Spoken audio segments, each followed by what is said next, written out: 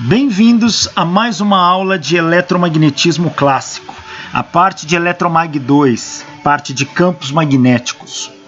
Bom, na última aula, nós finalizamos discutindo as equações de Maxwell para campos estáticos. Vamos relembrar um pouco das equações de Maxwell para campos estáticos, tanto na forma integral quanto na forma diferencial. Temos aqui a lei de Gauss da eletricidade, que diz que a integral do campo elétrico em relação à área para uma superfície fechada é igual à carga interna à superfície fechada por ε0. Ou seja, imagine que nós tenhamos aqui uma superfície fechada.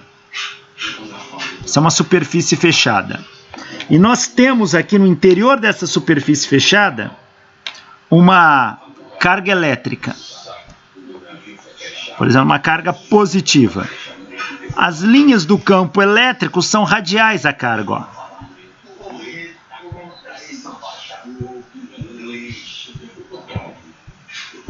Tá aqui.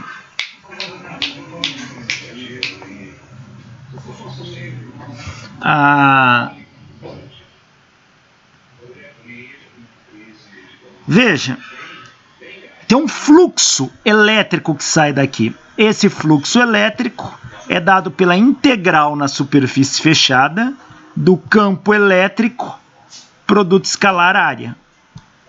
E isto é igual à carga interna por ε0. É isso que diz a lei de Gauss da eletricidade. Escrito na forma do vetor de deslocamento elétrico, fica integral de D, produto escalar, ds aqui é o vetor área, é igual à carga interna. Alguns livros vão chamar a área de S, outros vão chamar a área de A, então essa notação varia. Pode ser ds ou dA, tá? Então aqui está dA. Essa é a lei de Gauss na forma integral. Na forma diferencial, a gente aplica o teorema da divergência. O que diz o teorema da divergência? Que a integral fechada de um vetor m qualquer, produto escalar, área, é igual à integral do divergente deste vetor em relação ao volume. Esse é o teorema da divergência.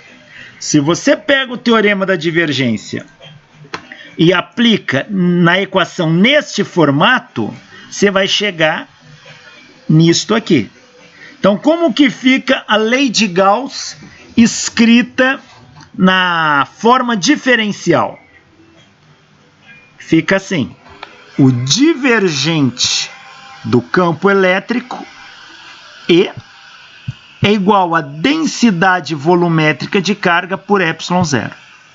Ou, em termos do vetor de deslocamento elétrico, o divergente do vetor de deslocamento elétrico é igual à densidade volumétrica de carga. Lembrando que a relação entre campo elétrico e vetor de deslocamento elétrico é essa: D é igual a ε0 E.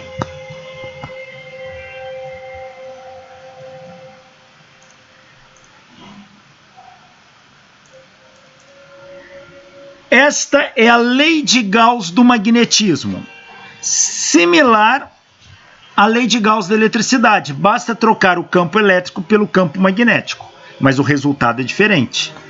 A integral fechada do campo magnético em relação à área é nula, é zero.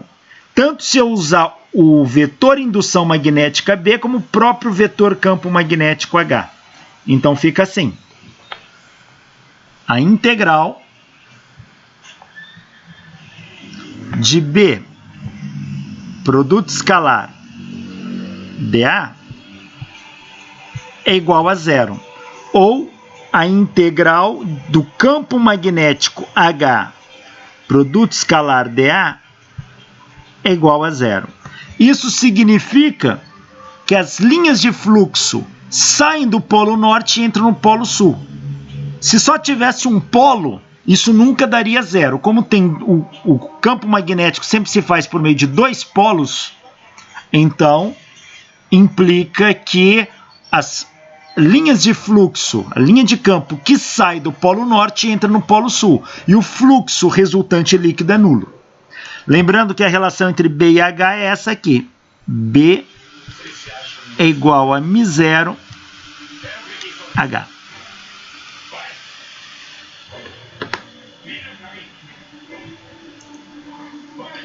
Se eu aplicar o teorema do rotacional, o teorema de Stokes, nestas equações, eu chego nestas equações.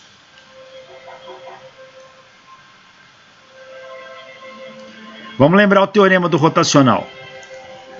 O teorema do rotacional diz que, dado um vetor M qualquer, a integral fechada de M ao longo de um caminho dl é igual à integral do rotacional de M em relação à área. Então, isto é o teorema de Stokes, o teorema do rotacional. Aplicando isso na forma integral dessas equações aqui, a gente chega nessa aqui. Então, como é que fica a lei de Ampère na forma diferencial? Essas equações... Desculpa, não é essa aqui não. Desculpa, mudou o slide. É esse aqui que nós estamos falando, lei de Gauss do magnetismo. Como que fica a lei de Gauss do magnetismo na forma diferencial? Basta aplicar o teorema de Stokes a essas equações que você chega nessa. Então vai ficar na forma diferencial divergente de B igual a zero, divergente de H igual a zero. Divergente de B igual a zero e divergente de H igual a zero. Essas equações, pessoal, são muito importantes. E elas vão aparecer quando a gente precisa deduzir equações muitas vezes. Então tem que ter as equações de Maxwell na cabeça.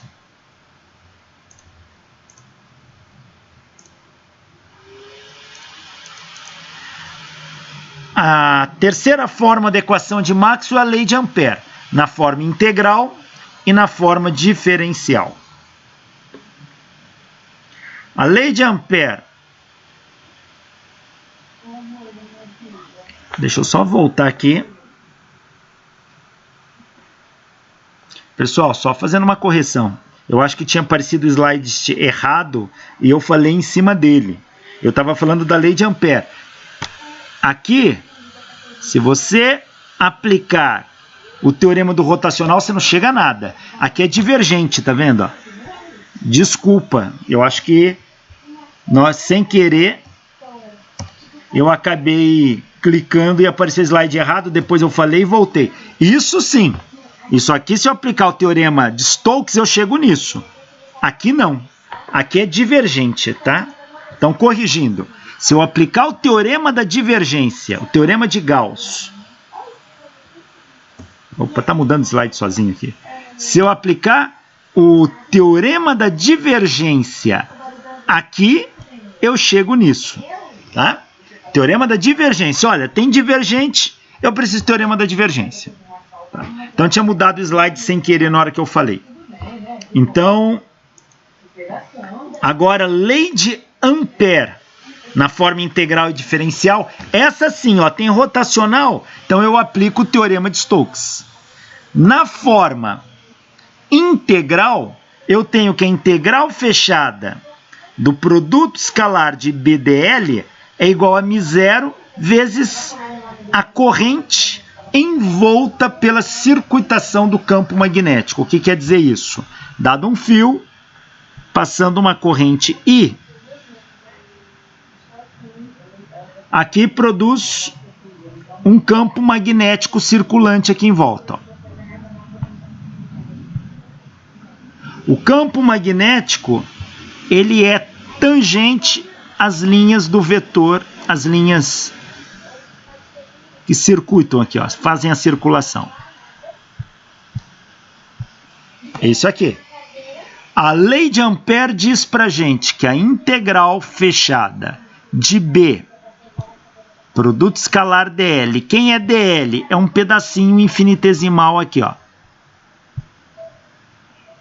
Isso é igual a μ0 vezes a corrente envolta por essa circuitação. Se eu escrever em termos de H, a integral de H dl é igual só a corrente de circuitação.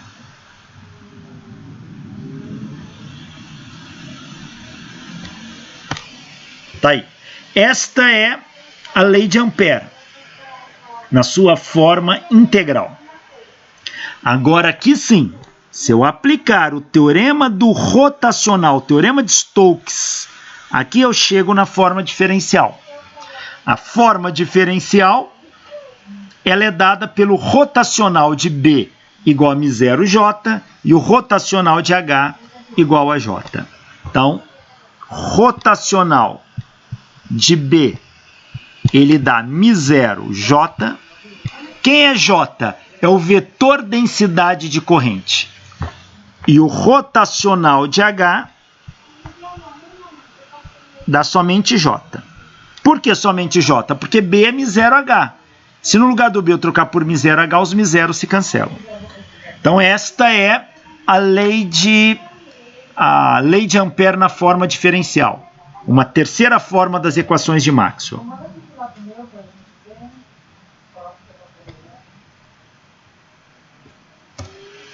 E a última forma das equações de Maxwell é chamada lei de Faraday. Na verdade, a lei de Faraday se aplica para campos variáveis no tempo. Como o campo aqui é estático, dá tudo zero. Então, na forma integral, é a integral de E produto escalar dl igual a zero, integral de D produto escalar dl igual a zero. Então, esta conhecida como lei de Ampère, de lei de Faraday, integral de E produto escalar dl, isso dá zero, a integral de D produto escalar dl igual a zero. Esta é a lei de Faraday na forma integral. Na forma diferencial, basta aplicar o teorema do rotacional, teorema de Stokes, que você chega nisso. Divergente de E igual a zero e o divergente de D igual a zero. Então aqui na forma, do lado esquerdo na forma integral, do lado direito na forma diferencial.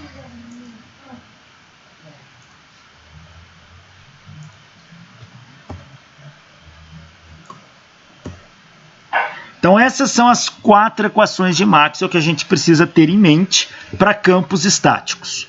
Elas vão começar a aparecer nas deduções. Bom, elas estão aqui.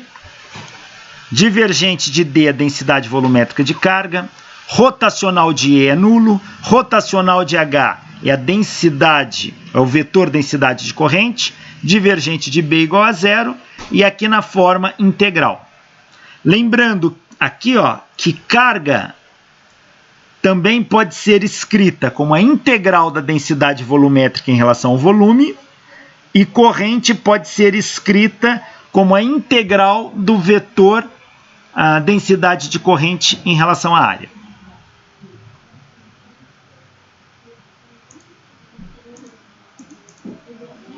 Bom, vamos falar de potencial vetor e potencial escalar magnético. Vamos começar falando do potencial escalar magnético.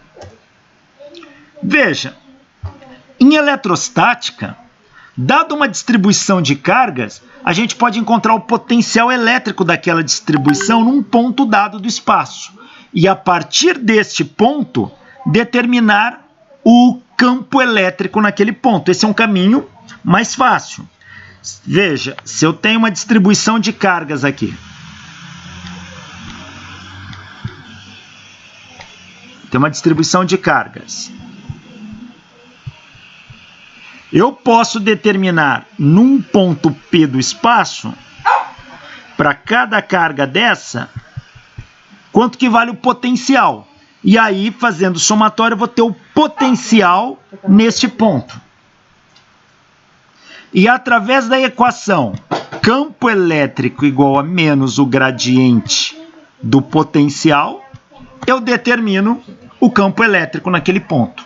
Esse é um caminho viável e mais fácil do que calcular vetorialmente o campo elétrico. Isso se torna muito útil. Então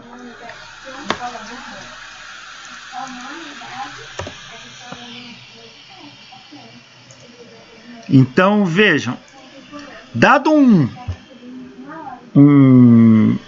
uma distribuição de cargas no espaço, você pode determinar para aquela distribuição o potencial num ponto do espaço.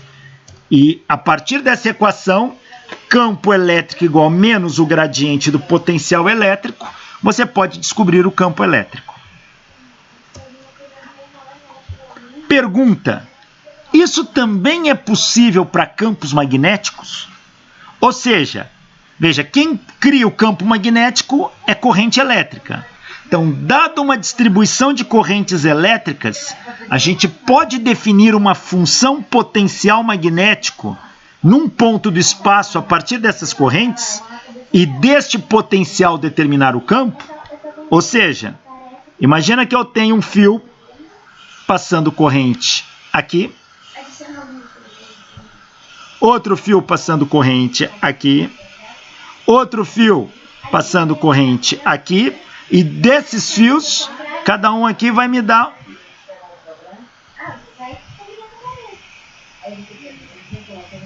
será que neste ponto do espaço, ó, vou ter ação dos três campos magnéticos? Será que eu posso definir um potencial magnético aqui, igual a gente define potencial elétrico? E se eu definir um potencial magnético, será que o campo magnético pode ser escrito como menos um gradiente do potencial magnético? Ou seja, eu poderia fazer algo similar que eu faço para campo elétrico com campo magnético? Esta é uma pergunta. E a ideia disso é olhar para o que a gente faz com campo elétrico e tentar obter algo parecido para um campo magnético. O campo magnético é H, então H igual a menos o gradiente de Vm, onde Vm é o potencial magnético. Veja, esse potencial magnético até então não existe. A pergunta é, eu posso fazer isso? Se eu puder, eu vou criar um potencial magnético. Esse potencial magnético, similar ao potencial elétrico, ele é uma grandeza escalar para eu poder imitar isso aqui. Então, eu vou chamar isso de potencial escalar magnético. Potencial escalar magnético. Qual seria a unidade desse potencial, se ele existir? Olha, como H eu estou definindo como menos o gradiente deste potencial escalar magnético, então H, o que é o gradiente do potencial? É a derivada do potencial magnético com a distância. Então, como a unidade aqui é ampere, a unidade aqui em cima de potencial magnético eu não sei, aqui embaixo é metro. Passo isso para cá, então a unidade do potencial magnético, se ele existir, tem que ser ampere vezes metro.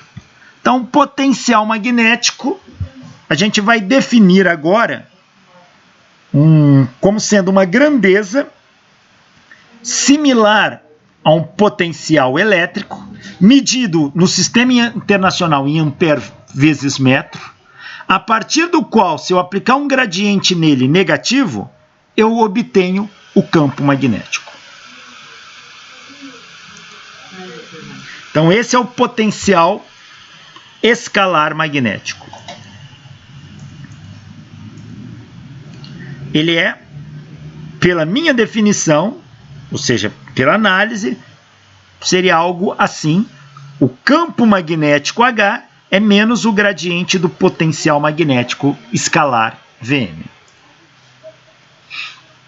Se eu aplicar um rotacional dos dois lados dessa equação, fica rotacional de H igual ao rotacional de menos o gradiente do potencial magnético. Mas vimos pelas equações de Maxwell que o rotacional de H é J. Então, o rotacional de menos o gradiente do potencial magnético também é J. Então, o rotacional menos o gradiente do potencial escalar magnético também é o vetor densidade de corrente, pela igualdade. Então, isso aqui é J.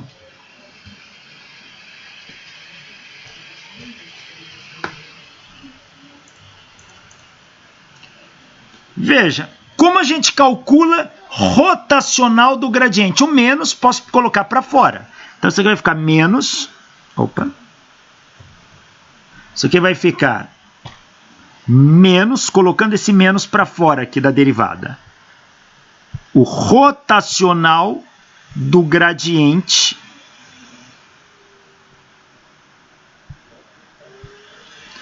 do potencial magnético.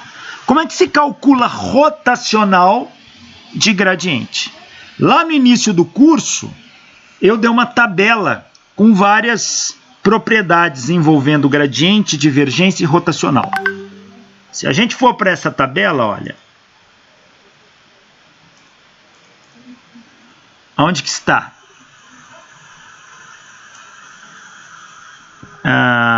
Cadê? Rotacional do gradiente, está aqui, ó. Está aqui, ó. Rotacional do gradiente.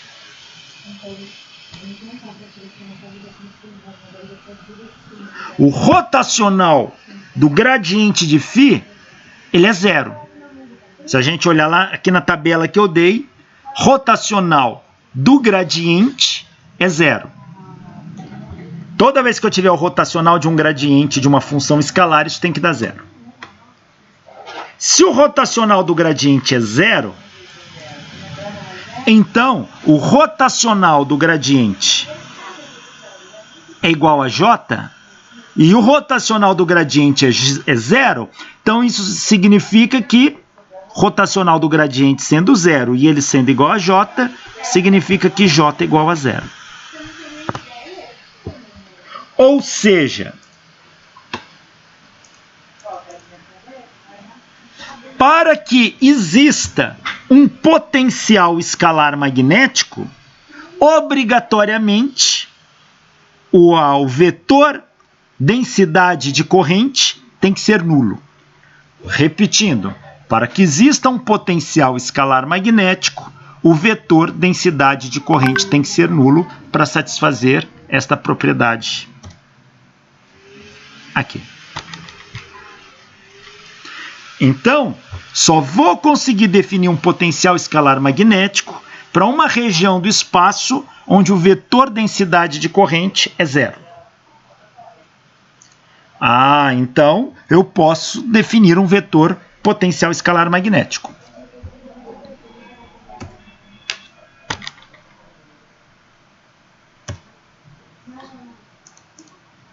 Então vamos ver. Eu sei, pelas equações de Maxwell, que o divergente de B é igual ao divergente de H, que é igual a zero. Tá? Essa é a lei de Gauss do magnetismo. Então, Se eu trocar B, lembrando que B é μ0H. Se eu trocar B por μ0H, fica μ0 divergente de H, que dá zero também. Então, essa é uma informação que eu sei. Então, vou ter que μ0 divergente de H. Ora, quem é H? Se eu defino H como sendo menos o gradiente do potencial escalar magnético, então onde está H, eu escrevo isso. E eu vou ter μ0 divergente de menos o gradiente do potencial magnético é igual a zero. Passo esse μ0 para cá dividindo e vou obter o divergente do gradiente do potencial. Quanto que vale o divergente do gradiente do potencial? Ora, divergente do gradiente. Divergente do gradiente é o laplaciano e nós já estudamos o laplaciano. Lembra que era o laplaciano? O laplaciano de um V, ele é a derivada segunda de V em relação a x, mais a derivada segunda de V em relação a y, mais a derivada segunda de V em relação a z. Isso é o laplaciano. Então, laplaciano nada mais é que o divergente do gradiente de V.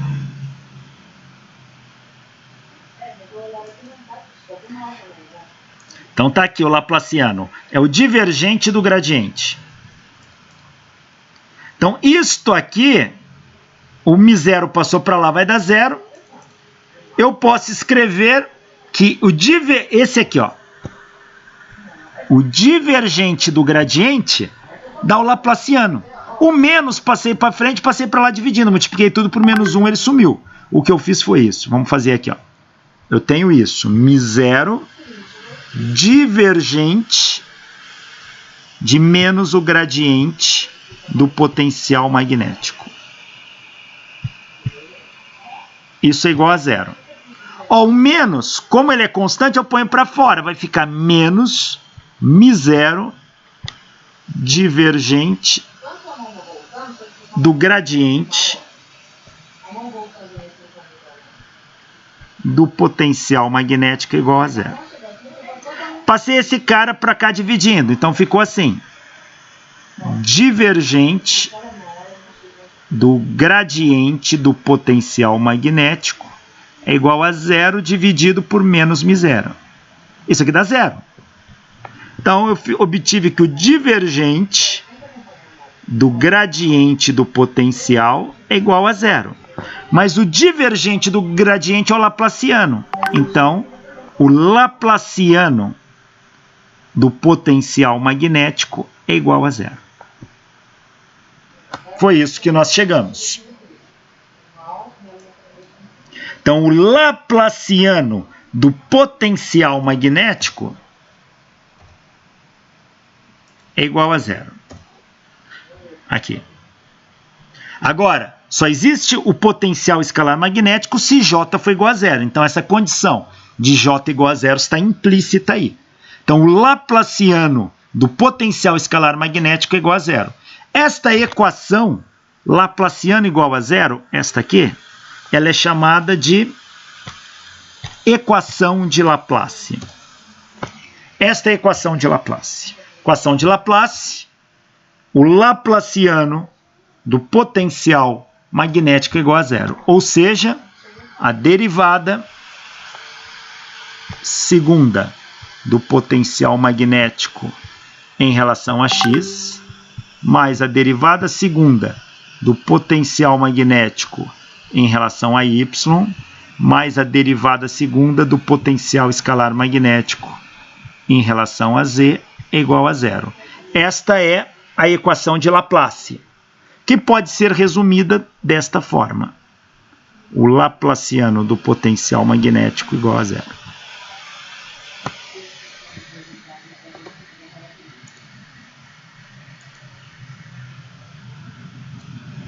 Tá aí. Então, essa é a equação de Laplace. Lembrando que essa condição só vai existir aqui neste caso, o potencial magnético escalar, se J igual a zero.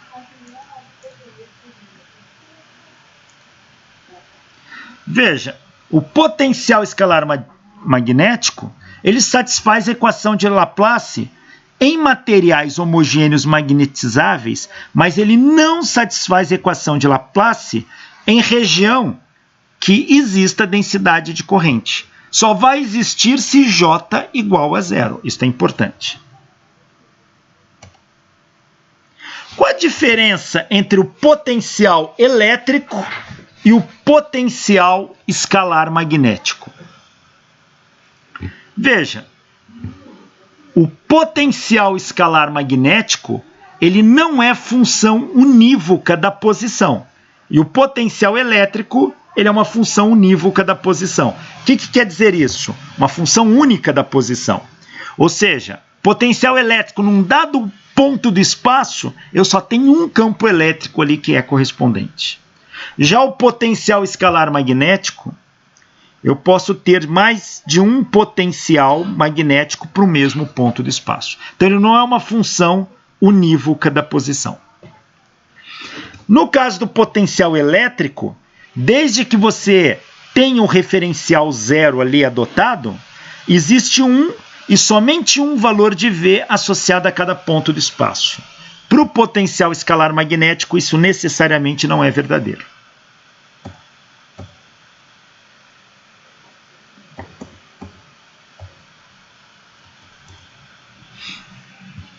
Um exemplo, vamos ver um cabo coaxial.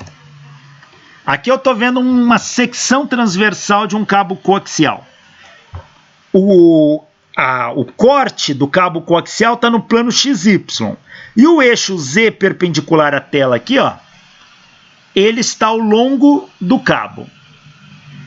Nessa cabo interno, eu tenho uma corrente saindo aqui, ó. E ele tem um raio ρ igual a A. Na capa externa do cabo coaxial, eu tenho um raio ρ igual a C. E entre a parte interna e a parte externa, eu tenho uma parte intermediária de raio ρ igual a B. Eu quero analisar o potencial escalar magnético para este cabo coaxial. Repare que entre A e B, ou seja, nesse intervalo aqui azul mais claro, eu não tenho corrente aqui. Se eu não tenho corrente, eu não tenho vetor densidade de corrente. Então, neste espaço aqui, J é igual a zero. Então, neste espaço aqui, eu tenho um potencial escalar magnético.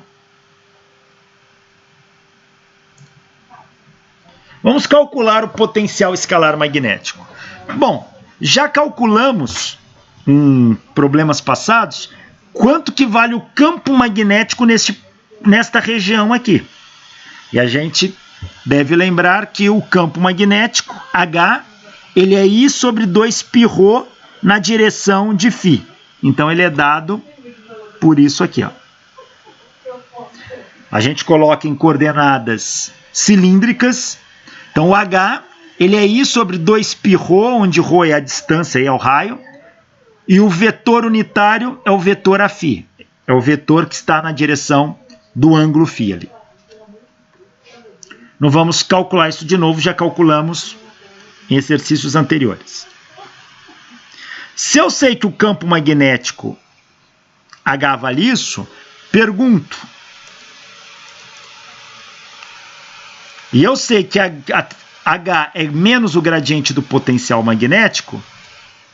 A pergunta é, quanto vale o potencial magnético aqui no ponto P? De coordenadas ρ, π sobre 4 e 0.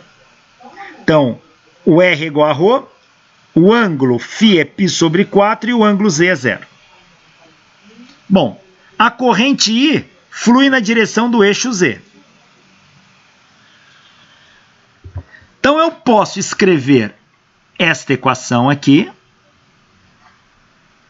nesta região do espaço, porque aqui J é igual a 0. Então, I igual a 2πρ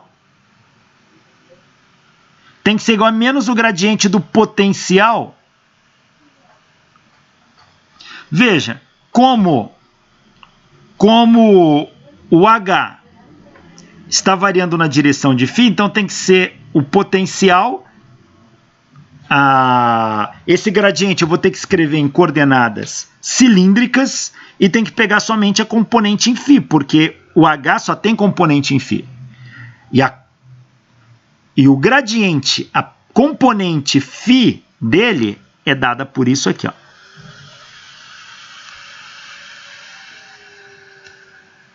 Então, o meu I é igual a menos o gradiente do potencial escalar magnético. Escrito em coordenadas cilíndricas, só vou pegar a componente em φ, então é menos isso aqui, ó. Tá aí.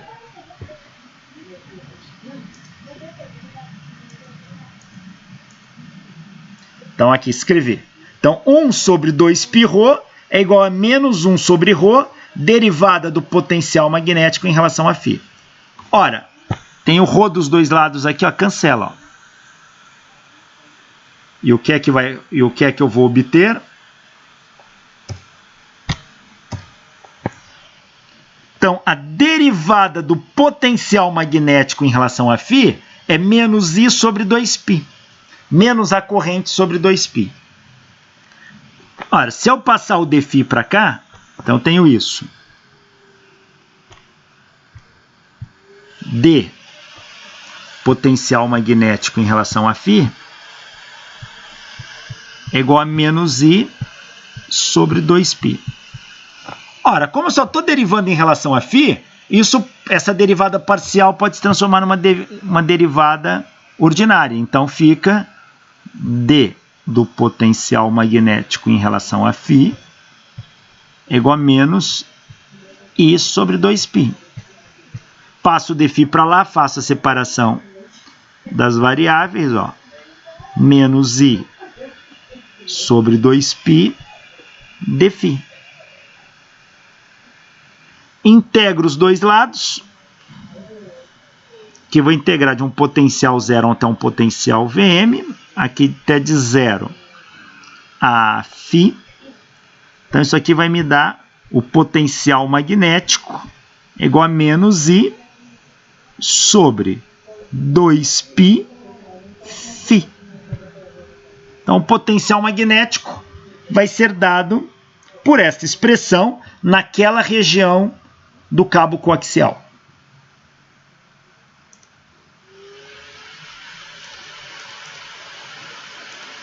Então, tá aqui. É dado por isso. Esta é o potencial magnético nesta região aqui, ó.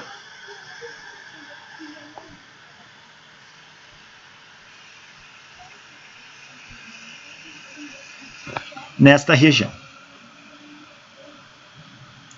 Mas eu não quero a região toda, eu quero no ponto P.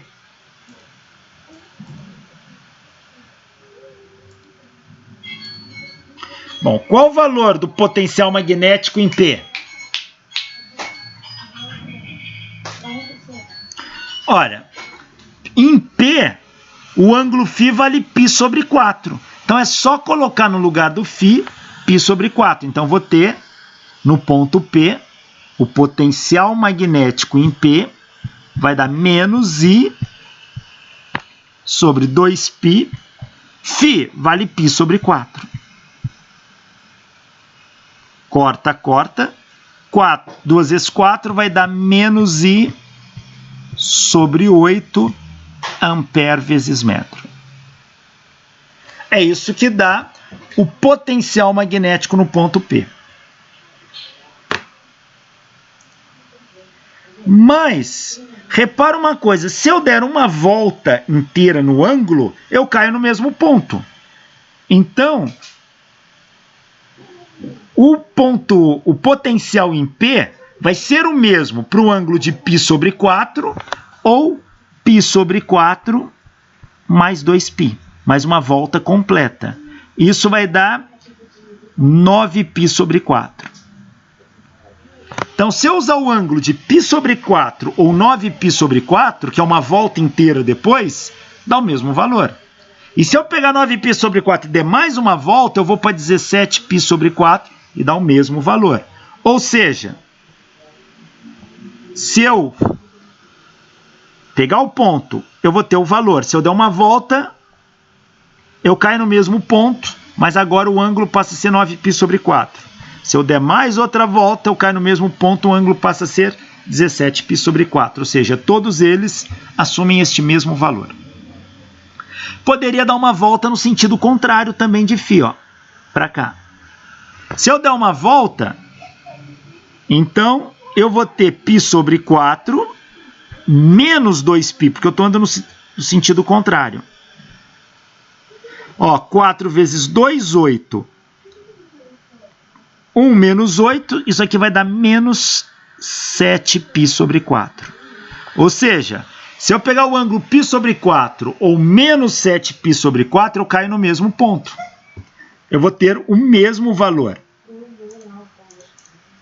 Então, menos 7π sobre 4, se eu der mais uma volta em sentido contrário, menos 15π sobre 4, menos 23, todos eles vão dar o mesmo valor do potencial magnético no ponto P. Então, eu posso escrever que o potencial magnético em P é I sobre 2π, que multiplica 2n menos 1/4 vezes π. Onde esse n pode ser 0, mais ou menos 1, mais ou menos 2 e assim por diante. Por que isso? Vamos ver. O potencial magnético em P é I sobre 2π, que multiplica 2n menos 1/4 vezes π. Vamos ver se dá certo. Para n igual a 0, coloca 0 aqui, vai ficar menos 1/4. Menos 1/4 de π dividido por π dá menos 1/4 vezes o 2 embaixo. Isso aqui vai dar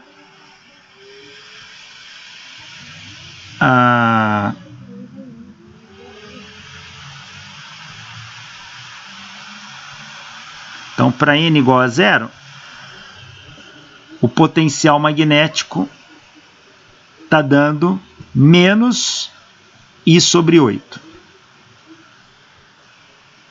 Aí, se eu pegar para n igual a 1,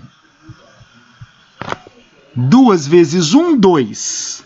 Então, vou ter 2 menos 1/4. Ó.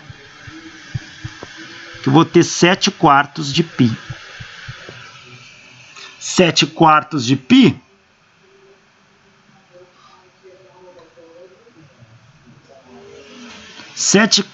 de π π cancela. Isso aqui vai me dar um potencial magnético de menos 7/8 de I. E assim por diante, se eu for rodando tanto para n positivo quanto negativo. Enfim, eu posso expressar que o potencial no ponto P, para um dado ângulo φ, vai ser expresso por esta equação aqui. Ó. No caso, para π igual a π sobre 4, vai dar menos 1/8. Para φ igual a π sobre 4. Posso poder escrever o potencial assim também. Para n igual a 0, menos 1/8 para n igual a 1, vai dar menos 7/8 e assim por diante. Então, o que o problema pediu mesmo foi este aqui. Mas aqui eu estendi para mostrar que, para cada volta que eu der aqui, eu caio no mesmo ponto. Então, eu vou ter um múltiplo de menos I sobre 8 aí. Tem uma hora que eu acho que eu falei que o potencial magnético dava o mesmo quando eu dou a volta. Desculpa, eu caio no mesmo ponto. O potencial magnético é acrescido de um valor. Ou seja, para cada volta que eu der, eu vou ter múltiplos do menos I sobre 8. Tá aí.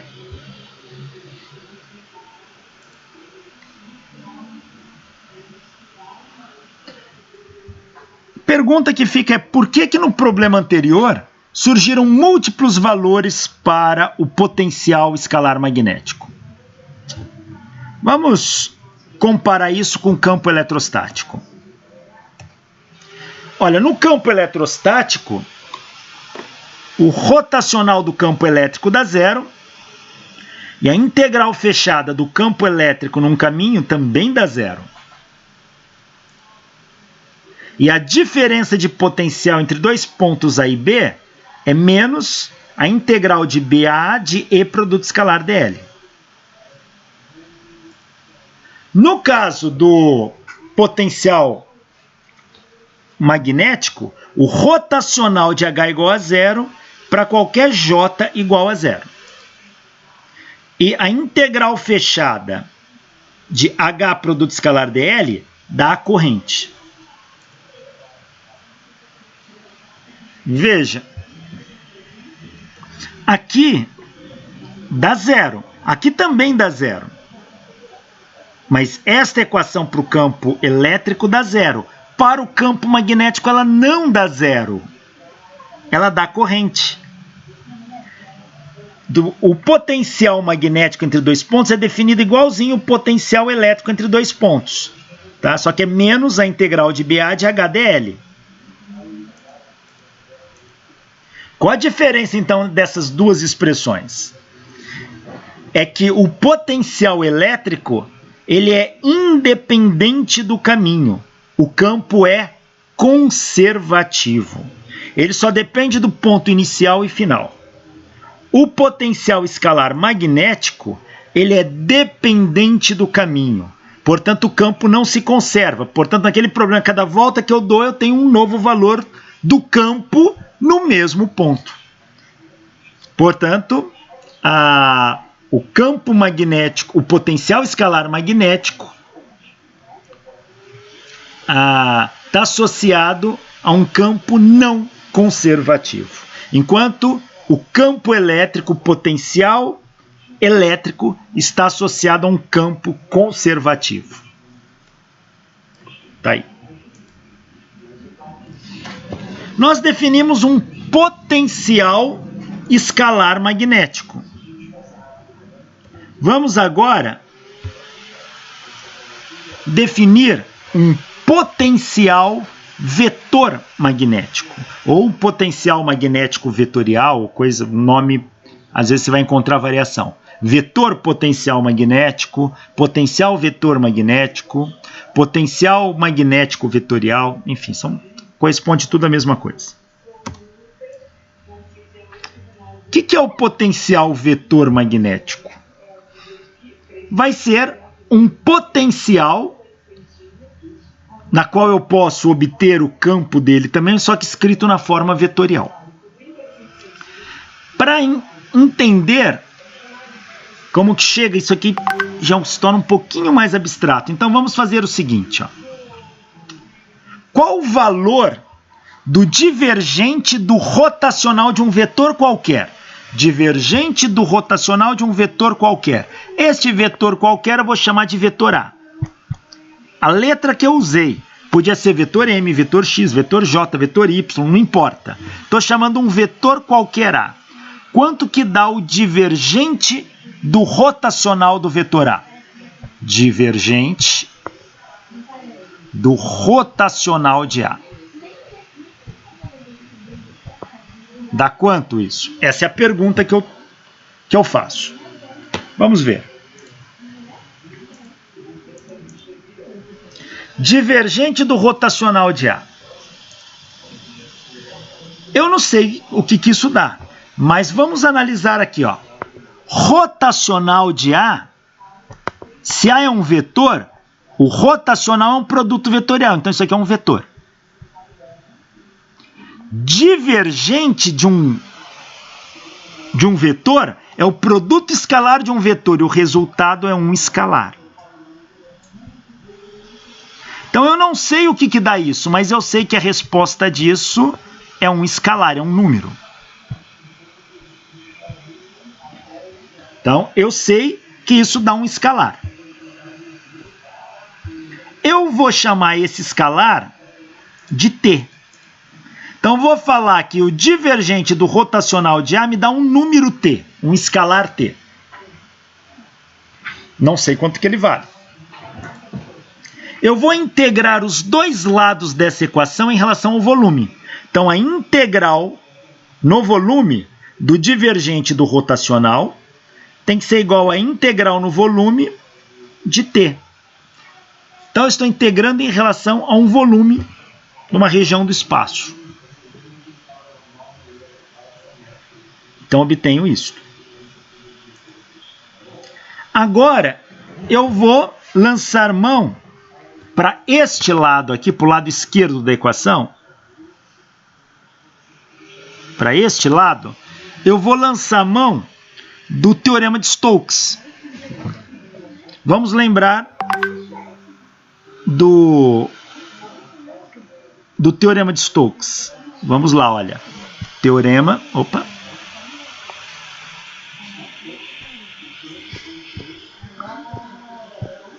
Teorema de Stokes, que é o teorema do rotacional. Ele diz que, dado um vetor A qualquer, a integral fechada deste vetor A, produto escalar dl, é igual à integral do rotacional de A em relação à área, ds. Então, este aqui é o teorema do rotacional.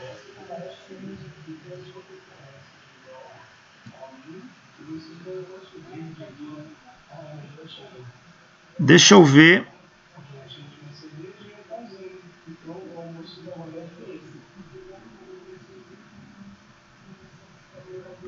Não, estou falando lançar mão do teorema do rotacional. Não, vamos lançar mão do teorema da divergência aqui. Deixa eu ver qual. Eu acho que aqui eu usou a divergência. É isso mesmo, ó. O teorema da divergência de Gauss. Vamos pôr aqui também para lembrar.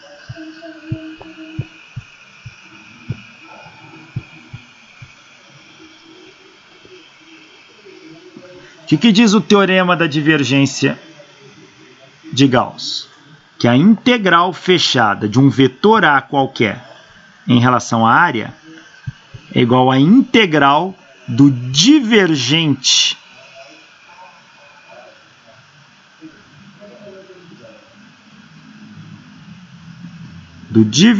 deste vetor em relação ao volume. Esse é o teorema da divergência. O que eu tenho? Lá para mim apareceu isso aqui, ó. A integral do divergente do rotacional de A, dv. Apareceu isso. Isso pode ser transformado nisso, numa integral fechada do rotacional de A ds. Foi o teorema da divergência que usou lá. Então, como lá, olha, esse aqui é um vetor qualquer. Este vetor, para mim, está sendo quem? Está sendo esse cara. Esse é o vetor. Se aqui é o vetor está aqui. Se eu tenho este vetor aqui, eu escrevo ele aqui, ó. Então, eu vou trocar esta integral, usando o teorema da divergência, por esta integral. E vai ficar assim.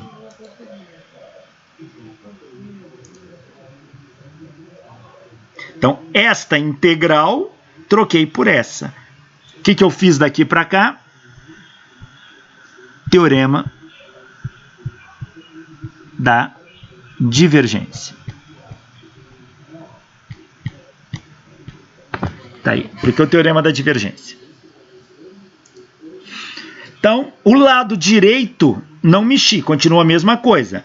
Então, a integral fechada do rotacional de A em relação à área tem que ser igual à integral de T dV. Tá aí.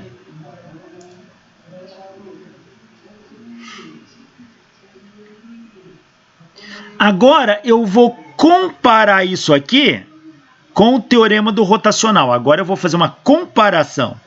Ora, isto aqui é igual a este lado do teorema do rotacional, com uma diferença. A integral aqui é fechada e a integral aqui é aberta. Faz muita diferença. Esse é o teorema de Stokes. Aqui não é o teorema de Stokes, porque essa integral aqui, olha,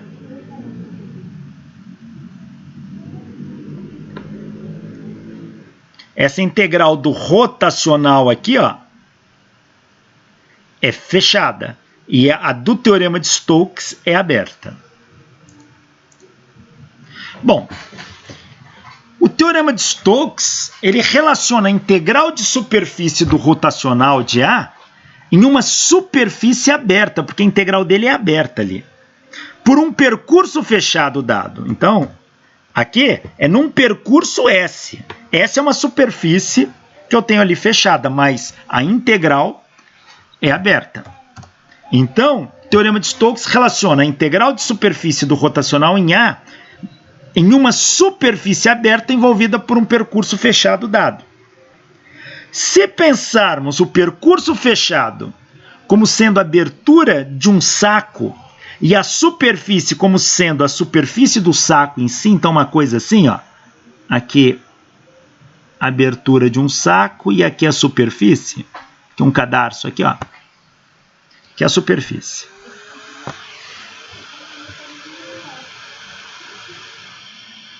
Vemos que, à medida que gradualmente fechamos a superfície, puxando os cadarços aqui, olha, da boca do saco, o caminho fechado se torna menor e finalmente desaparece quando a superfície se torna totalmente fechada. O que quer dizer isso?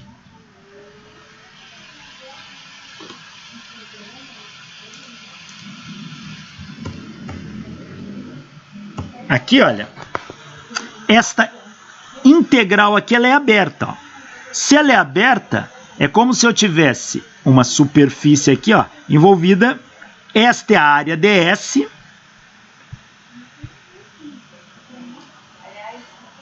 E quando eu faço, o que acontece se eu pegar esse cadarço aqui e puxar? Eu fecho essa boca vai diminuindo. Ó. Ela vai diminuindo.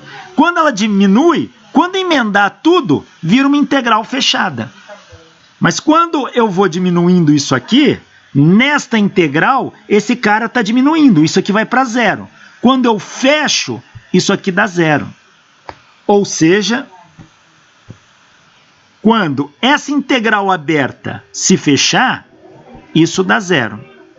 Então, essa integral fechada, se eu comparo com o rotacional, isso aqui é zero. Portanto, isto aqui é zero.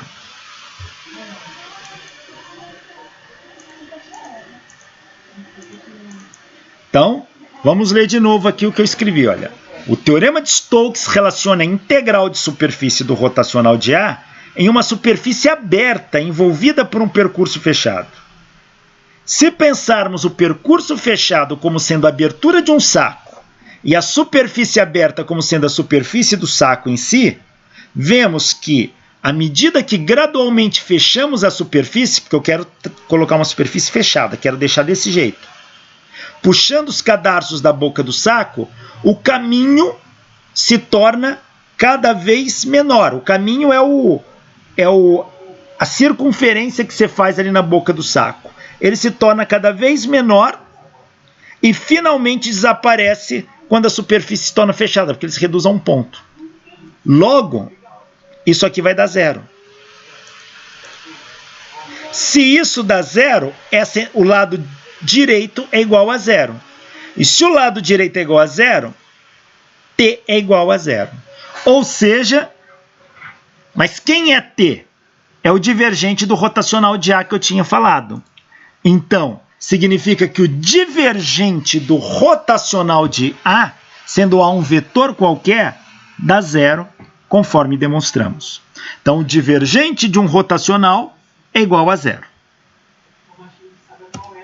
Isso estava na tabela também, não precisaria deduzir, mas a dedução é interessante, olha. Divergente do rotacional. O divergente de um rotacional é sempre zero.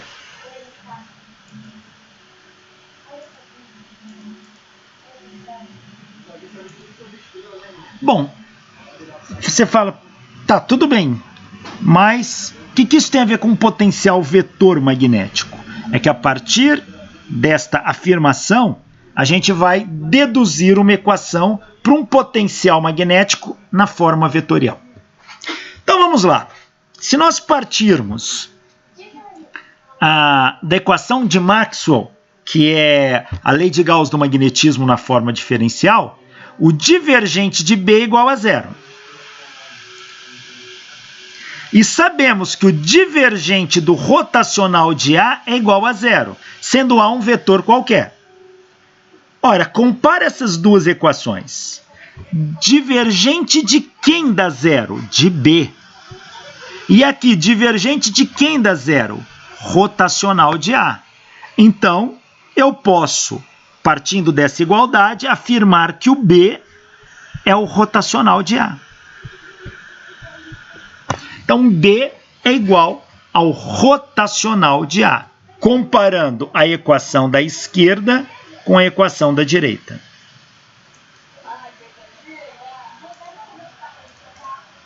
Então, B eu posso escrever como rotacional de um vetor A.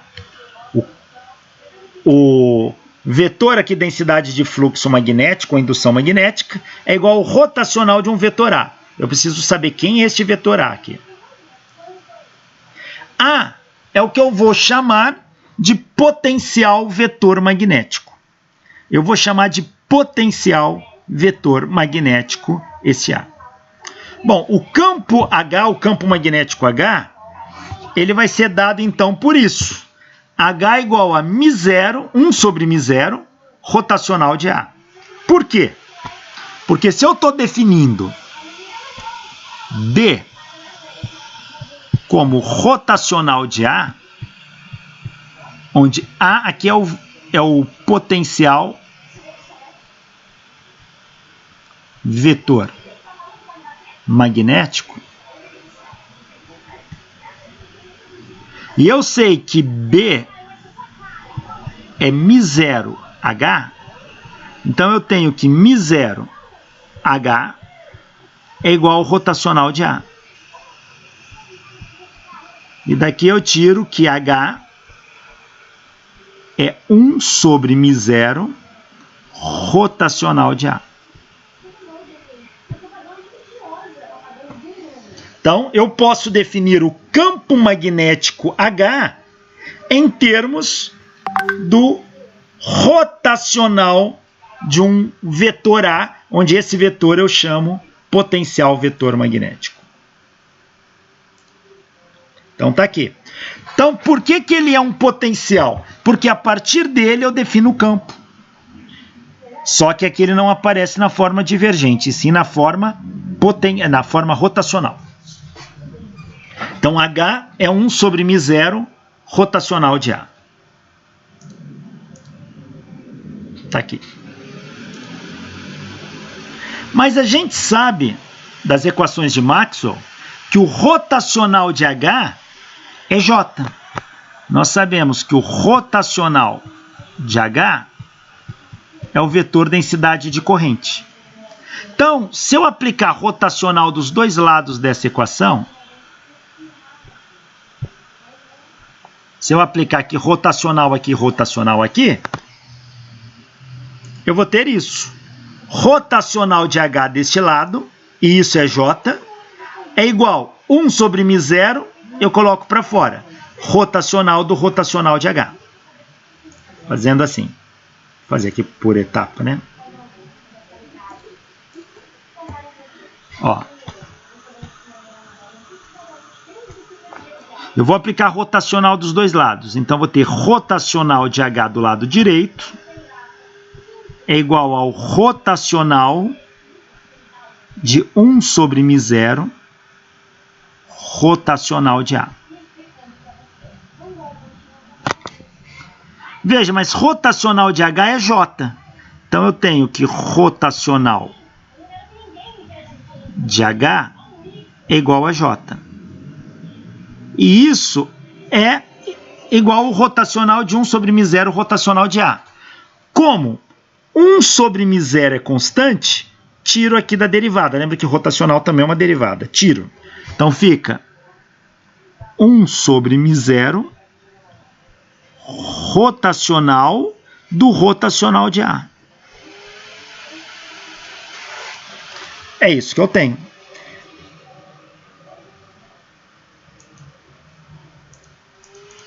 Está aqui. Rotacional de H igual a J, e J é 1 sobre μ0 rotacional do rotacional de A. Ora, como que calcula rotacional do rotacional? Está aqui.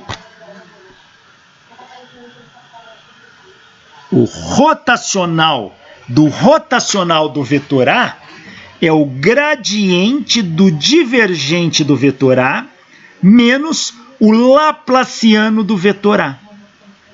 É o gradiente do divergente de A menos o laplaciano de A.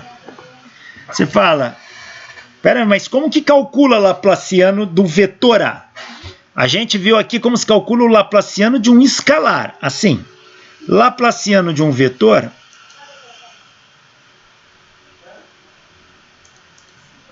se calcula assim, ó. Laplaciano do vetor A é o laplaciano de AXI mais o laplaciano de AYJ mais o laplaciano de AZK. Ou seja, dado um vetor A na forma AXI mais AYJ mais AZK, eu posso calcular o laplaciano do vetor A. Ele é o laplaciano de AXI mais o laplaciano de AYJ mais o laplaciano de AZK. É assim que você calcula. Então, o rotacional do vetor A é o gradiente do divergente do vetor A menos o laplaciano do vetor A.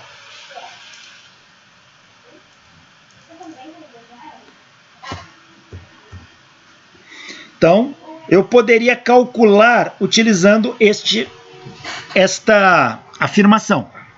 Mas a gente vai buscar uma expressão para o potencial vetor magnético usando um outro caminho.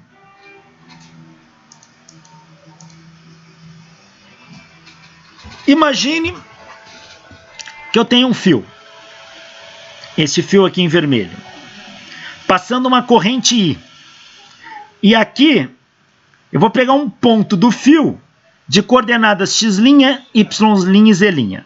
E neste ponto eu vou traçar um elemento de corrente IDL. E a partir desse ponto eu quero definir o potencial vetor magnético no ponto P de coordenadas x, y, z. Lembra dessa notação? Nós discutimos lá no passado.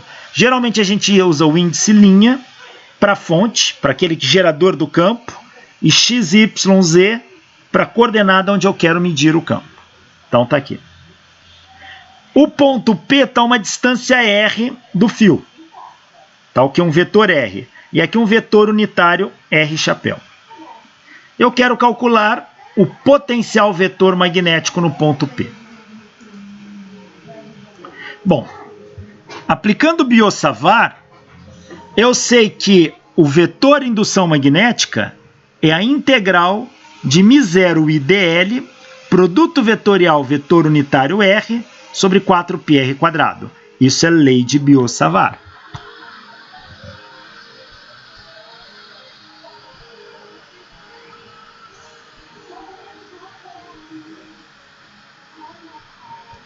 Isso é lei de Biot-Savart.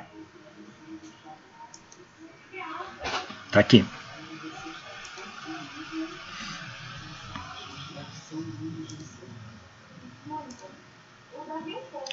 O DL, ele vai ter as coordenadas, vai ser um DX linha I, mais um DY linha J, mais um DZ linha K, porque ele está sobre as coordenadas X linha, Y linha, Z linha. O meu DL é escrito assim, este DL aqui, ó. E o meu vetor R, na verdade, o módulo do meu vetor, quem é o meu vetor R? Vai ser a coordenada final menos a coordenada inicial. Então vai ser x menos x' I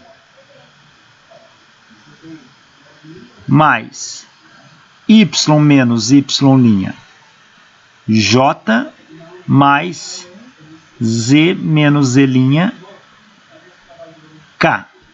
Isto. E quem é o módulo dele? É a raiz quadrada desta componente ao quadrado, mais essa ao quadrado, mais essa ao quadrado. É o que está aqui, ó. É a raiz quadrada. A raiz quadrada é elevar a meio. Então tá aí.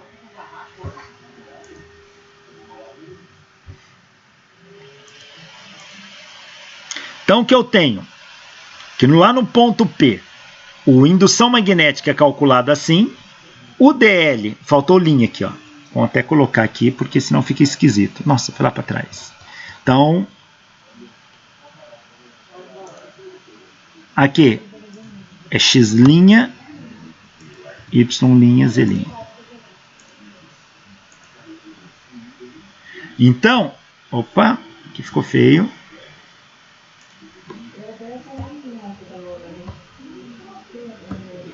Aí.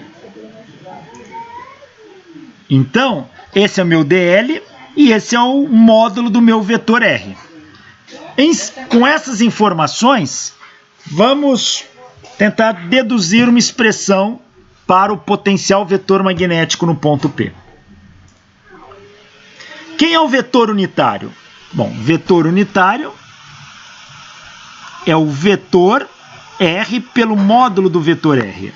Então é o vetor R, x menos x' I, mais y menos y' J, mais z menos z' K, dividido pelo módulo. X menos x' ao quadrado, mais y menos y' ao quadrado, mais z menos z' ao quadrado, tudo isso elevado a meio.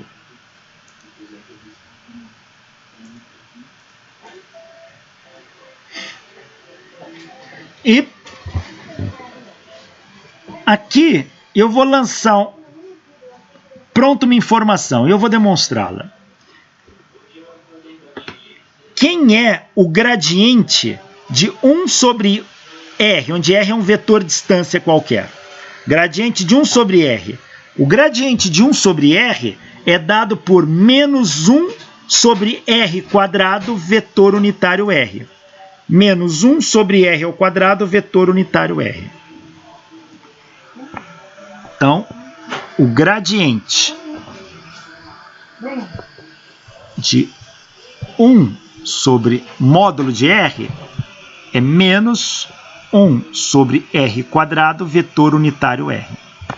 Lembrando que vetor unitário é vetor sobre módulo, isso aqui também fica assim. Menos 1 sobre R quadrado, vetor R sobre R. Que também pode ficar assim. Menos vetor R, R quadrado vezes R, R ao cubo. Então, o gradiente de 1 sobre módulo de R também pode ser escrito assim. De onde que sai isso? E para que eu coloquei ali? Eu coloquei aqui que nós vamos calcular. A gente vai ter 1 sobre módulo de R aparecendo e eu vou calcular o gradiente dele. Então, por isso eu já coloquei esta informação aqui. Mas vamos mostrar esta informação primeiro. Ó, se φ é 1 sobre R, quanto que dá o gradiente de φ? É o gradiente de 1 sobre R. R aqui é módulo, tá? R é um vetor de distância qualquer, que pode ser escrito assim, como um xi mais um YJ mais um ZK. Então, quem é o módulo de R? É a raiz quadrada de x quadrado mais y quadrado mais z quadrado. Então, se é 1 sobre módulo de R, então é o gradiente de 1 sobre o módulo de R, que é raiz de x quadrado mais y quadrado mais z quadrado. Ó, isso aqui é a mesma coisa que ele elevado a meio. Eu vou jogar para cima, fica elevado a menos meio. Ó. Agora calculo o gradiente.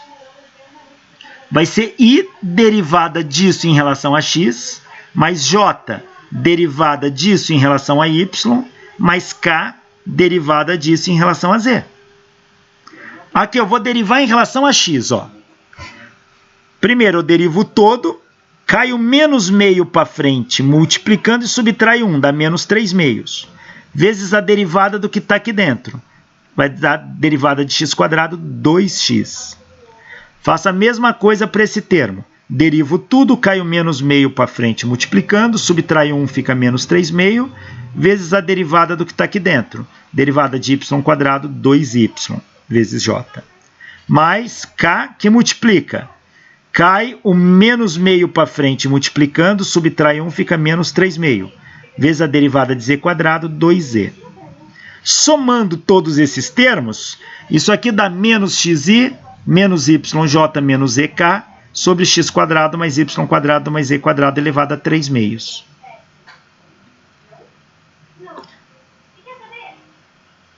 Ora, isto aqui é o vetor R. E isto aqui é o módulo do vetor R. Que vai dar R ao cubo aqui, ó.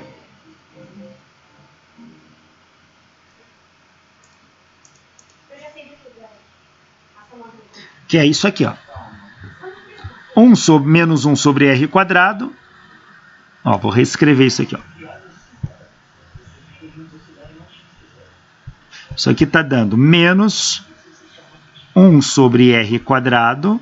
Vetor unitário R é o vetor R sobre o módulo de R, que é menos o módulo de R sobre R ao cubo. Que é o que deu na conta, que é o que deu na conta aqui. Ó.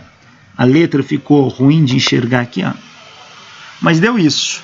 Então, o gradiente de 1 sobre módulo de R sempre dá menos o vetor R sobre R ao cubo. É uma verdade, acabamos de demonstrar.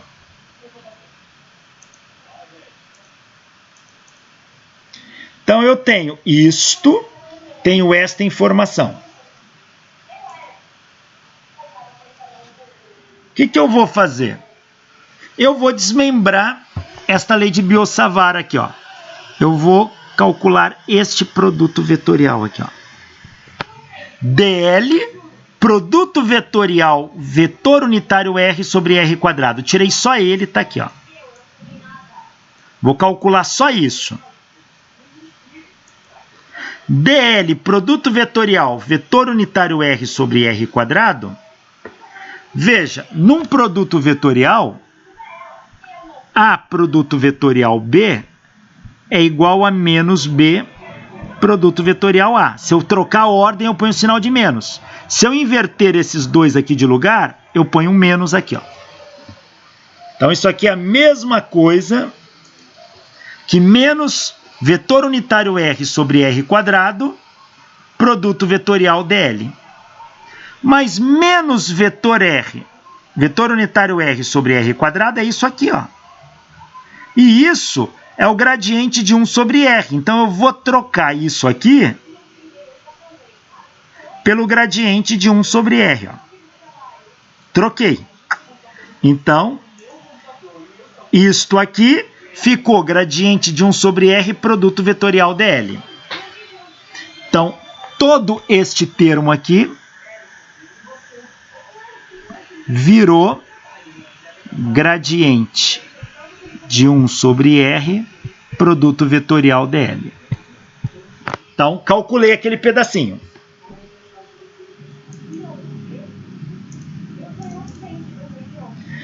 Agora, como é que eu resolvo o produto vetorial? O produto vetorial é um determinante. IJK, as coordenadas do primeiro vetor e as coordenadas do segundo vetor. Veja, quem é DL produto vetorial R sobre R quadrado? Isto aqui é igual a isto aqui. Mas eu vou calcular desta forma. Ó. DL produto vetorial, vetor unitário R sobre R quadrado, isso aqui vai ser I, o determinante IJK,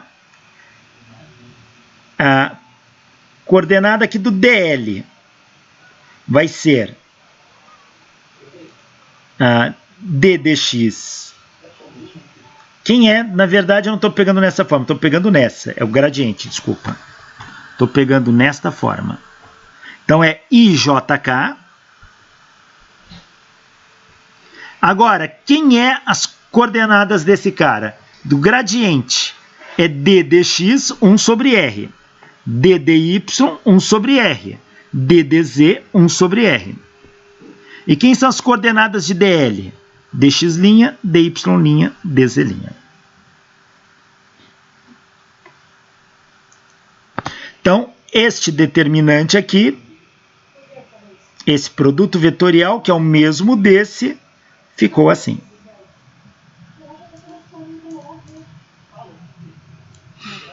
Ora, como é que eu resolvo esse determinante? Faço esse vezes esse vezes esse. Esse vezes esse vezes o de baixo. Esse vezes o de baixo. Depois inverto. Quando eu faço isso, vamos ver só essa linha aqui por enquanto. Só essa linha vai dar I, ddy 1 sobre R, dz'. Dá isso aqui. Ora, mas essa derivada parcial, ela só está derivando em relação a y. E aqui eu tenho dz' só. Como o dz' não depende de y, ele é como se fosse constante. Eu posso jogá-lo dentro da... derivada. E aí eu fico escrito desta maneira. A mesma coisa vai ser aqui para o de cima, ó. Quando aqui eu estou derivando em z, quando eu multiplicar por x', x' é constante, eu jogo aqui dentro. Então, eu vou lançar a mão desse artifício, ó, jogo esse dz' aqui e fico escrito dessa forma. Ora, mas se eu escrever dessa forma, isso aqui é como se eu tirasse o R daqui e colocasse dz' sobre R aqui embaixo. Então, eu reescrevo esse determinante com essa cara. Então, em vez de escrever aqui 1 sobre R e aqui dz', eu coloco esse R aqui embaixo. Fica dz' sobre R. Você ficar o determinante da mesma coisa. Então, este produto vetorial, vou escrevê-lo assim agora.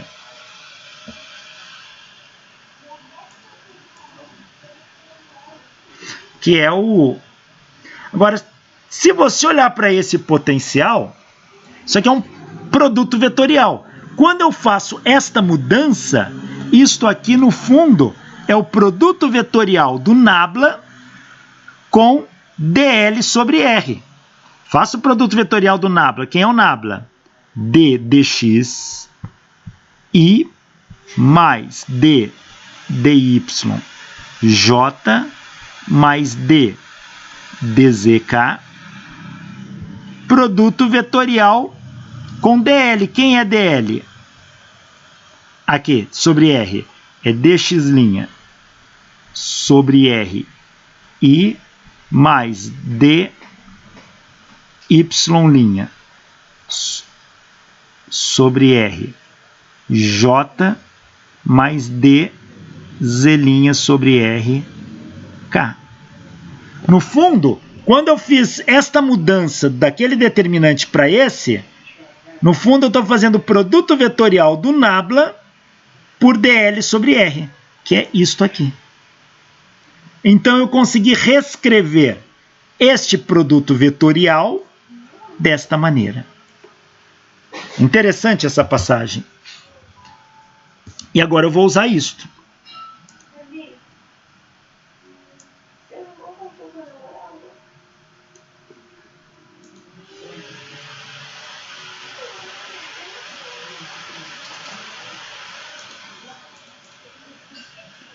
Então, olha, onde estava isto aqui, ó,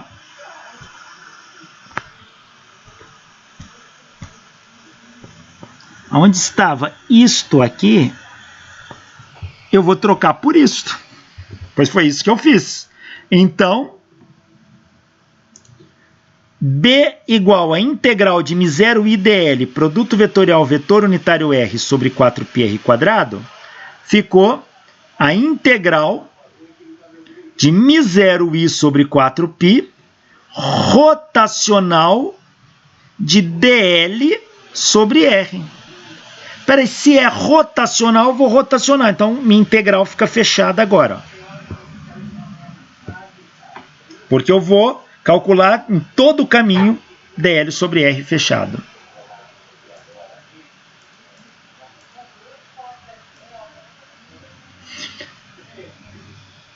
Ora, deixa eu só voltar aqui como que estava. Tá assim. Então, olhem bem para esta cara. Tá deste jeito.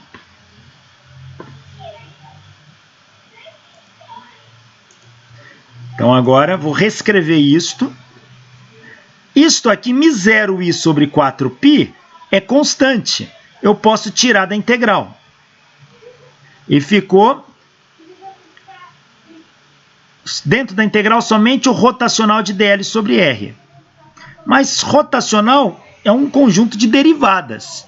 A integral da derivada pode ser escrita como a derivada da integral. Então, eu vou trocar aqui, olha, aonde está a integral do rotacional, eu vou escrever o rotacional da integral de dl sobre R. O rotacional da integral de dl sobre R.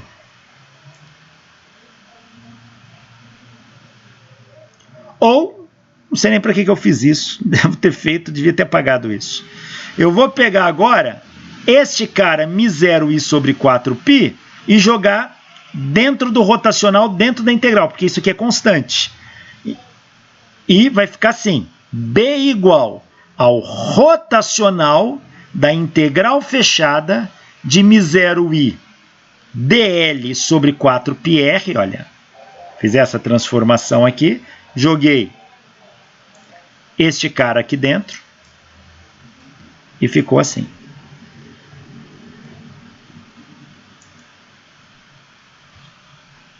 Mas agora eu vou fazer a comparação. Lá no início eu tinha que definido que B era o rotacional do potencial vetor A. B é o rotacional do potencial vetor A. E B é o rotacional disso. Então, óbvio, isto aqui para mim passa a ser o potencial vetor A gerado por uma corrente conduzida num fio. Ou seja, o potencial vetor A daquela corrente que estava passando num fio, o potencial vetor A gerado num ponto a uma distância r do fio vai ser dado por isto aqui. Por isto aqui. Esse é o potencial vetor A. Esta é a expressão para ele. Qual a unidade de potencial vetor A? Olha, vamos fazer a unidade aqui. Ó. O potencial vetor A, ele é dado por isso aqui. Integral fechada de μ0i dl sobre 4πr.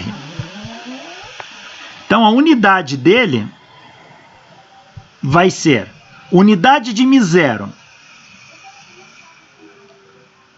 é Tesla vezes metro por ampere. Corrente, ampere, dl, metro, sobre distância aqui, 4π não tem unidade, metro. Então isso aqui vai dar, ó,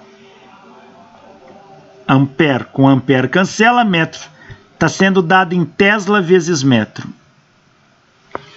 Então o potencial vetor ele é dado em Tesla vezes metro. Tá aí. Potencial vetor se torna muito útil quando a gente estuda eletromagnetismo avançado para entender as questões de propagação de campo, como que processos de radiação. Então é uma grandeza bastante interessante.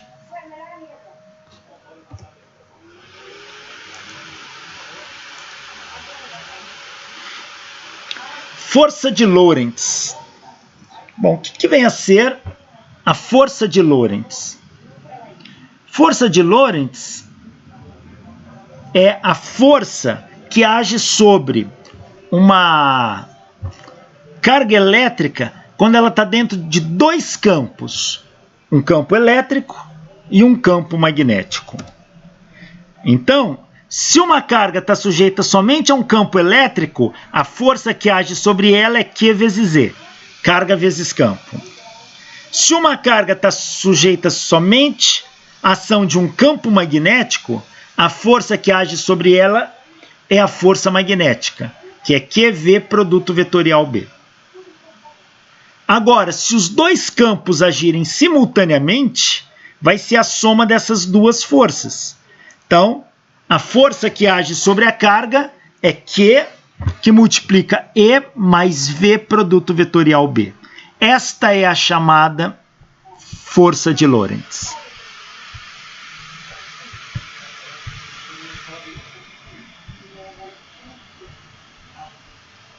Esta é a força de Lorentz.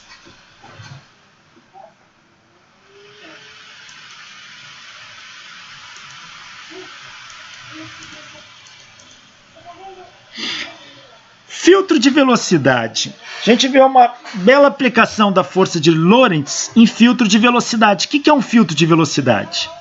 É um capacitor, placas planas paralelas, vou desenhar aqui. Eu tenho uma placa de um capacitor carregada positivamente e uma placa de um capacitor carregada negativamente. Então é claro que entre essas capas surge um campo elétrico. Vou representar o campo elétrico aqui, ó. Que ele vai da carga positiva para negativa.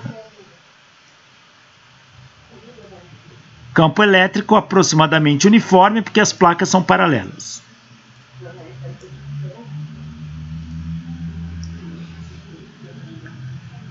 Só que imagine que dentro desta região do capacitor eu aplique um campo magnético perpendicular ao campo elétrico. Então eu tenho um campo magnético agora.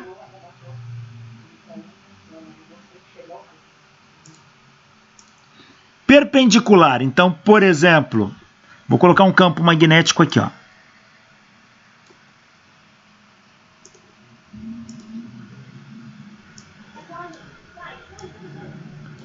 O X quer dizer que ele está entrando.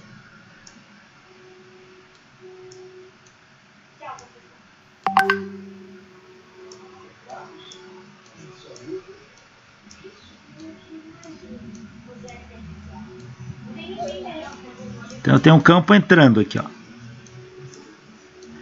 Perpendicular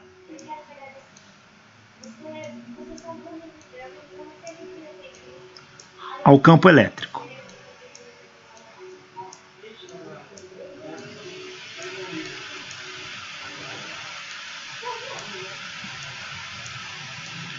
E agora eu tenho uma carga elétrica aqui. Vou dar uma carga elétrica positiva. Eu jogo essa carga com uma dada velocidade V dentro desse campo. Se não tivesse o campo, a carga passaria em linha reta, ó. Mas como tem o campo, o que vai acontecer? O campo elétrico vai aplicar uma força para baixo. Então essa carga vai receber uma força elétrica para baixo. Uma força elétrica vai empurrar essa carga para baixo. Porque quando ela estiver aqui dentro, ela recebe uma força para baixo. E ela tende a descer. O campo magnético, coloca a tua mão direita paralela ao V. Gira para o lado do B, teu dedão dá para cima. O campo magnético vai aplicar uma força para cima.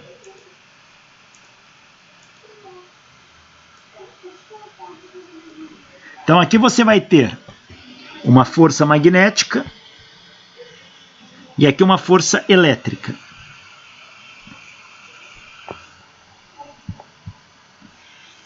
Claro que se a força magnética for maior que a força elétrica, essa carga vai desviar para cima e vai bater aqui, ó. Se a força elétrica for maior que a força magnética, essa carga sofre um desvio para baixo e bate aqui. Agora, se a força elétrica for igual à força magnética, ninguém ganha esse cabo de guerra. E a carga atravessa em linha reta sem se chocar com nada. Vamos ver nessa condição, qual é a velocidade que a carga tem que ter para atravessar em linha reta? Ela vai ter a velocidade para que satisfaça essa condição. Força elétrica igual a força magnética. Então, força elétrica é carga, campo elétrico. Força magnética, em módulo, é QVB seno do ângulo, porque é um produto vetorial. Ora, como a velocidade está perpendicular ao campo, o ângulo é 90 graus, isso aqui dá 1. Q cancela com Q, então eu tenho que E é igual a VB. Daqui a gente tira que a velocidade é E sobre B. Toda vez que uma carga elétrica tiver uma velocidade dada por este campo elétrico dividido por esse campo magnético, a carga atravessa em linha reta, sem sofrer desvios.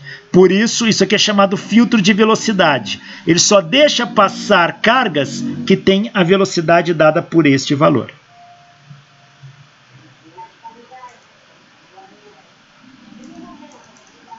Então está aqui. Igualando QE igual a QVB, a gente tira que V é E sobre B.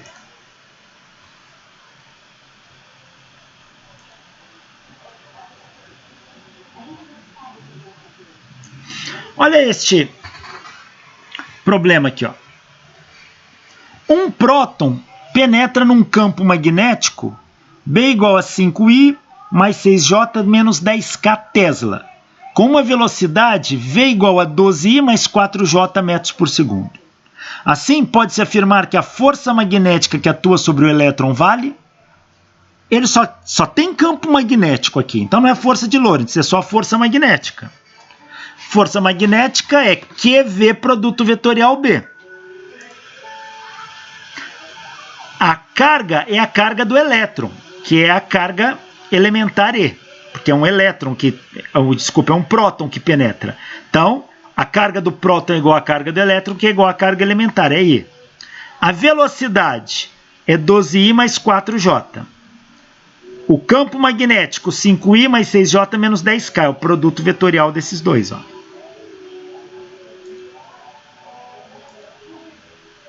Lembrando que I produto vetorial I é igual a J produto vetorial J, que é igual a K produto vetorial K, que é igual a 0. Então, bastaria eu multiplicar aqui termo a termo, ó. 12 vezes 5 vai dar 60. I produto vetorial I. Mas I produto vetorial I dá 0, então esse termo dá 0. Depois eu faço 12 vezes 6, dá 72. I produto vetorial J. E assim por diante. Mas, se eu lembrar de uma regra que eu já comentei aqui, você escreve IJK e IJ para fazer produto vetorial. Para a direita considera positivo, para a esquerda negativo. E é só lembrar o produto de 2 dá o seguinte, então, I produto vetorial J dá K, J produto vetorial K dá I, K produto vetorial I dá J. Se eu for da direita para a esquerda, J produto vetorial I dá menos K, porque tudo que vai para a esquerda é negativo. I produto vetorial K dá menos J, K produto vetorial J dá menos I. Aplico neste produto vetorial aqui. Lembrando, quando os vetores forem iguais, dá zero. Então, ó, I produto vetorial J. I produto vetorial J dá K, então isso aqui dá K, ó. Então vai dar 72K. I produto vetorial K. I produto vetorial K dá menos J. Então, dá menos 120. Ó, aqui é menos 120. I produto vetorial K dá menos J. Menos com menos fica mais 120J. E 20J produto vetorial I. J produto vetorial I dá menos K. Então aqui vai dar 20 menos K, vai dar menos 20K. E aqui, 40J menos 40J produto vetorial K. J produto vetorial KI vai dar menos 40I. Então soma quem tem que somar. Isso aqui vai dar menos 40I mais 120J mais 22K vezes o E.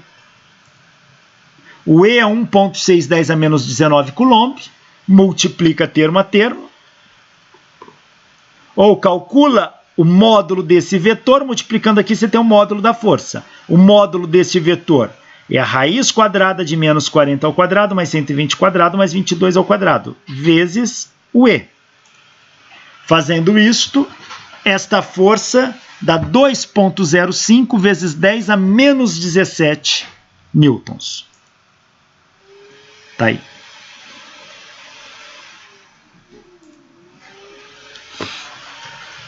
Olha esse aqui, ó. Uma carga Q igual a 18 nanocoulomb tem uma velocidade de 5 vezes 10 a sexta metros por segundo na direção AV igual a 004I menos 005J mais 0,2K. Calcular a magnitude da força exercida sobre a carga pelos campos B igual a menos 3I mais 4J mais 6K militesla e E igual a menos 3I mais 4J mais 6K kV por metro, agindo simultaneamente sobre a carga. Ou seja, esses dois campos atuam ao mesmo tempo sobre a carga. Então temos aqui F igual, aplica, como os dois campos agem simultaneamente, aplica a força de Lorentz. F igual a Q, que multiplica E mais V produto vetorial B. A carga é 18 nanocoulomb, 18 10 a menos 9.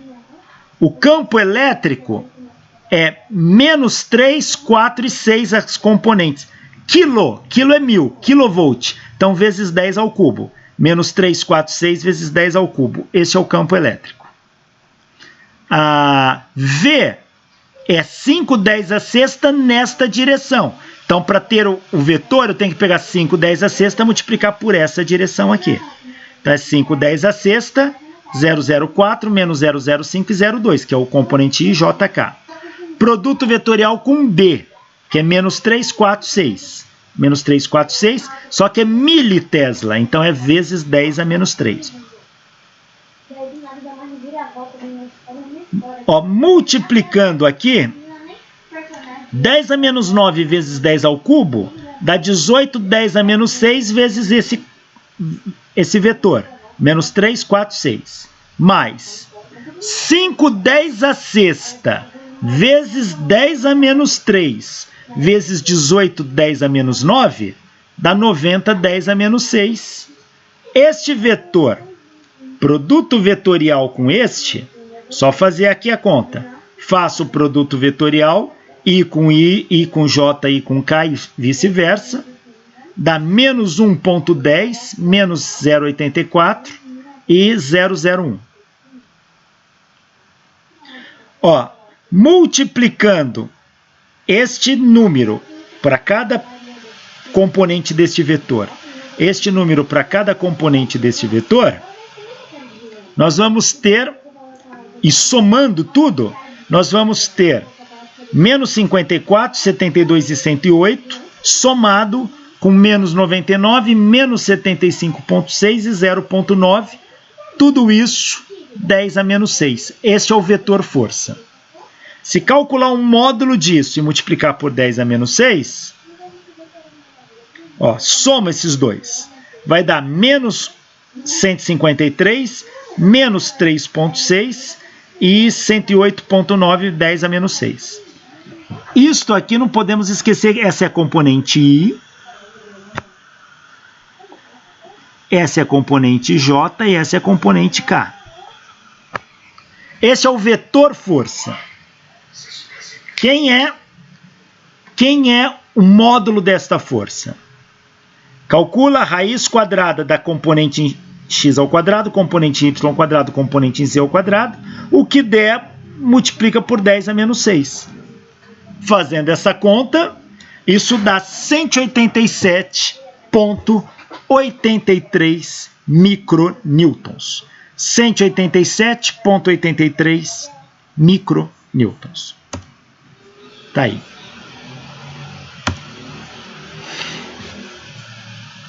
Bom, eu paro por aqui. Na próxima aula a gente vai falar sobre força sobre um elemento diferencial de corrente.